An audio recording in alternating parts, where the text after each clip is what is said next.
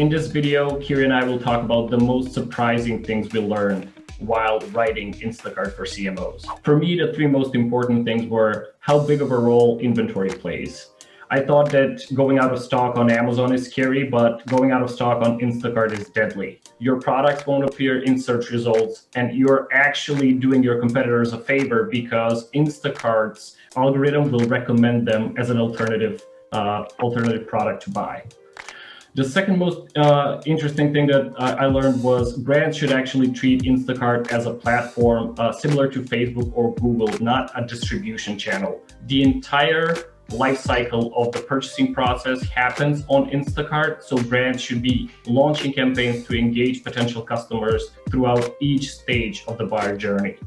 And number three is brands are still underinvesting on Instacart. Even though a lot of brands reported they're generating 1 to 10 ROAS with us, they're still in the testing phase. I would have assumed that when you get advertising as profitable as 1 to 10 ROAS, brands would be running instead of walking towards Amazon, towards Instacart advertising.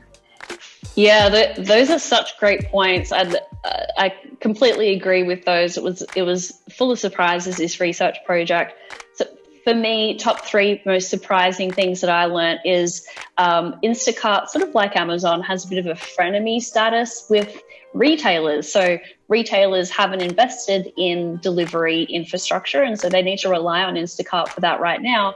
But it's not, it's not a bowl of cherries to be working with Instacart and they're being an order taker from Instacart. So there's an entire chapter discussing the retailer relationship and what that means for a national brand, because they are both your stakeholders.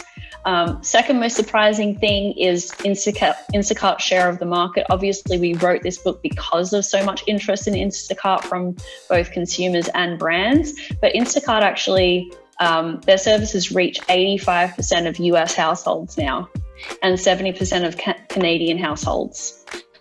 So that is, even more than I thought before starting out on this.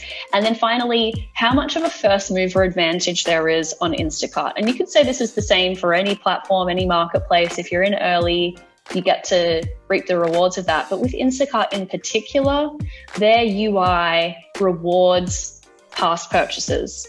So if you get into a shopper's cart now, then you're going to show up in your items list and suggested purchases and things like that. Instacart really sort of pushes people towards repurchasing.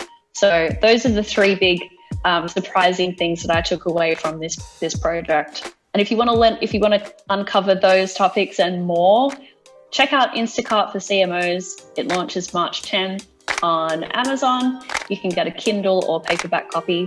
And if you want to stay up to date with our news around the book launch, head to bobsledmarketing.com.